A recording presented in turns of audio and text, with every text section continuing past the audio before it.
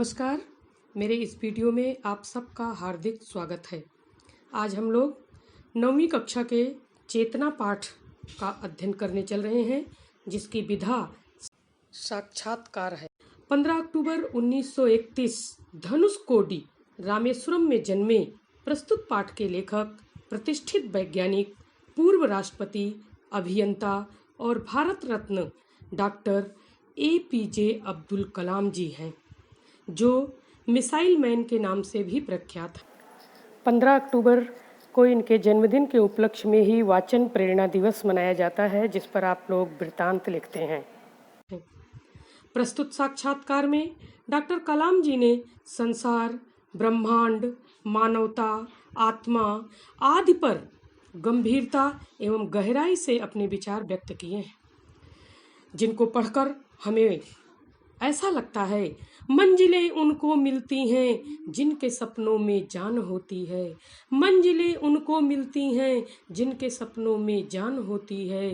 पंख से कुछ नहीं होता, हौसलों से उड़ान होती है, हौसलों से उड़ान होती है। ऐसे हौसला अफजाई करने वाले डॉक्टर कलाम जी के विचारों से हम लोग यहाँ अवगत होंगे। तो आइए देर न करते हुए हम डॉक्टर कलाम के विचारों से रूबरू होते हैं। जैसा कि मैंने पहले आपको बताया कि ये साक्षात्कार है। अरुण जी यहाँ पर साक्षात्कारता हैं और डॉक्टर कलाम से वो इंटरव्यू ले रहे हैं। तो उन दोनों के बीच में क्या वार्तालाप हो रहा है, ये आइए हम देखते हैं। इस विशाल बट वृक्ष के नीचे बैठकर कितनी गहन अनुभूति होती है। त्रिपुरा के शिल्पकारों ने बांस की कितनी सुंदर कुटी बनाई है। अरुण जी बोल रहे हैं कि इस बट मतलब बरगद के वृक्ष के नीचे बैठकर कितनी गंभीर अनुभूति होती है, अनुभव होता है। तो डॉक्टर कलाम उसका उत्तर देते हैं कि मैंने इसे अमर कुटी का नाम दिया है। उन्होंने अमर कुटी का नाम दिया है। तो वो पूछ रहे हैं अरुण कि अमर कुटी ही क्यों पर प्रश्नवाचक चिन्ह है। ये ध्यान दीजिएगा, विराम चिन्हों पर भी आप ध्यान देते चलिए। डॉक्टर कलाम कहते हैं यहाँ बैठकर मुझे कुछ ऐसी अनुभूति होती है जो अमर है। यहाँ बैठकर संसार की सारी घटनाएं किसी अनदेखी सत्य की लीला भर नजर आती हैं। मन, आकाश और अंतरिक्ष का विन्यास एक जैसे लगते हैं। मतलब कि यहाँ जब मैं बैठता हूँ तो मुझे बहुत सारी अनुभूतियाँ होती हैं, बहुत सारे अनुभव होते हैं, जिससे मेरा मन, आकाश और अंतरिक्ष की रचना सब एक जैसे लगने लगते हैं। विन्यास का मतलब रचना जी। लेकिन मन का संसार तो बहुत ही अव्यवस्थित और बड़ा भ्रांति भरा है। भावों, अनुभूतियों और कल्पनाओं के कैसे कैसे बहुरंगी स्वरूप देखने को मिलते हैं। कभी यह तो कभी वह। इसके विपरीत यह संसार तो बड़े व्यवस्थित रूप से संचालित होता है। अब अरुण जी पूछ रहे हैं कि बहुत ही संसार जो है बहुत ही अव्यवस्थित और भ्रांति भरा है। भ्रांति का मतलब संशय भरा हुआ है, इसमें संदेह बहुत ज़्यादा है। तो डॉक्टर कलाम समझा रहे हैं कि यह संपूर्ण ब्रह्मांड तो निश्चित व्यवस्था के अंतर्गत निरंतर गतिशील रहता है, परंतु संसार के विषय में तो ऐसा नहीं है। यहाँ तो बड़ी अफरा तफरी है। निरंतर का मतलब लगातार, गतिशील मतलब चलता रहता है।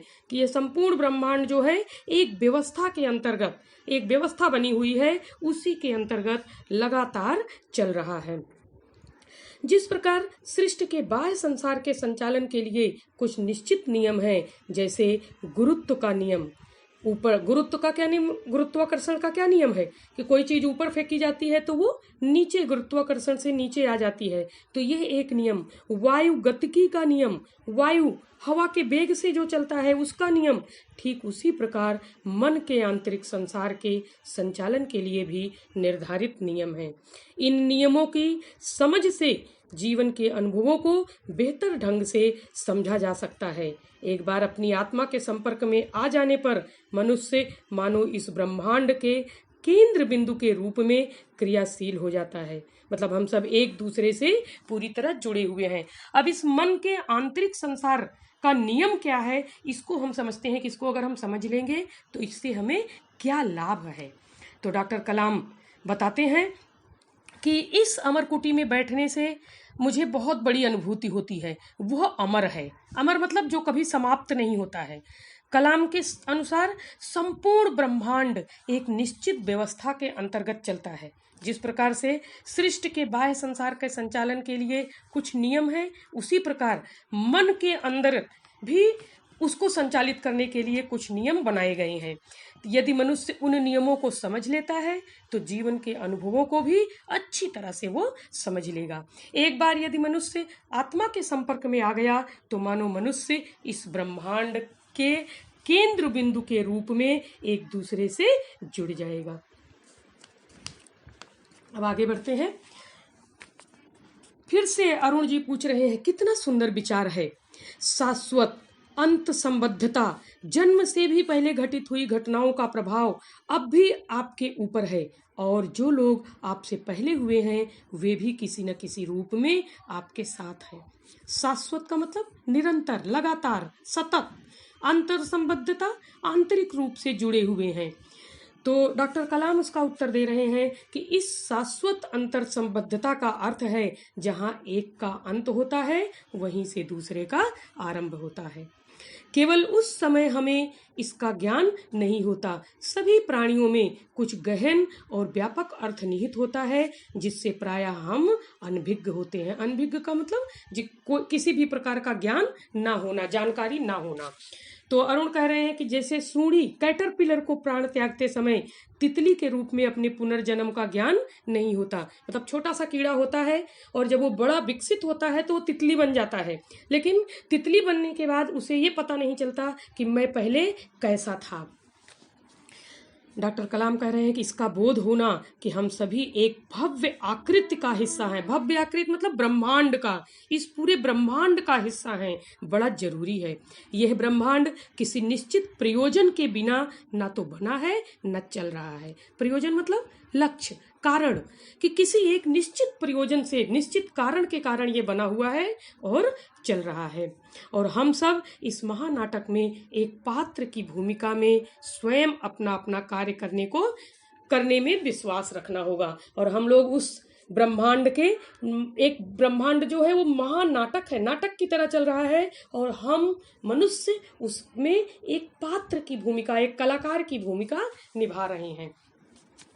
तो अरुण जी कहते हैं बड़ा कठिन है, वहाँ चारों ओर इतना दुख दर्द और कठिनाइयां हैं। कैसे किसी को यह एहसास हो पाएगा कि वे एक महानाटक के पात्र के रूप में अपनी भूमिका अदा कर रहे हैं। तो डॉक्टर कलाम समझाते हैं कि यथार्थ के संबंध में निजी स्वीकृति अथवा अस्वीकृति का कोई महत्व नहीं होता। यथार्थ मतलब सच्चाई, कि सच्ची बात जो होती है उसमें ये नहीं कि किसी ने सच्चाई है तो उसको सबको स्वीकार करना पड़ेगा। ऐसा नहीं होगा कि उस बात को कोई कहेगा कि नहीं ये गलत है, ये सही है, वहां सबको वो स्वीकारना ही होगा।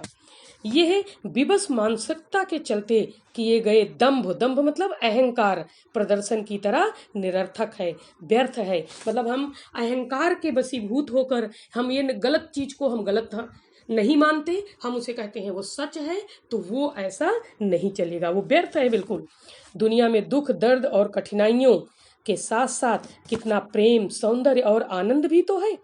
अगर दुख दर्द है तो फिर वहां आनंद भी है, सुख भी है। तो सिक्के के जैसे दो पहलू होते हैं, वैसे ही हमें देखना है कि चारों तरफ सौंदर्य और आनंद व्याप्त है, लेकिन जब उसे देखना होता है तो हम अपनी आंखें बंद कर लेते हैं। तो ऐसा नहीं करना होगा। अगर हम अपनी आंखें सुख और सौंदर्य को देखते समय बंद कर लेंगे तो अंततः हमें कष्ट ही भोगते हैं, तो हमें कष्ट ही झेलना पड़ेगा, दुख ही झेलना पड़ेगा। इसलिए हमें सदैव अपनी आंखें खुली रखनी होंगी।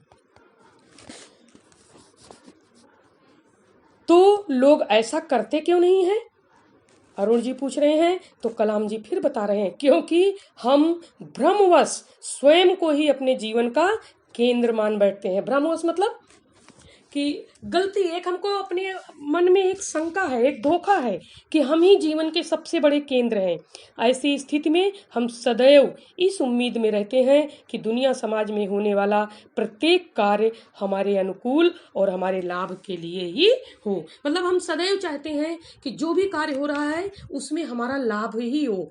तो जैसे सुख और दुख, रात और दिन, ये जरूरी है। ये आवश्यक है, होता ही है, तो वैसे ही हमारे जीवन में भी सुख और दुख आएंगे ही। जरूरी नहीं है कि हम अगर कोई कार्य कर रहे हैं तो हर समय हमारे लिए लाभकारी हो। अगर 90% हमारे लिए लाभकारी है तो 10% हमारे लिए हानिकर भी हो सकता है, और ये हमें स्वीकार करना चाहिए। अगले वीडियो में पुनः मिलने का वादा करते हुए मैं आपसे विदा लेती हूँ। धन्यवाद।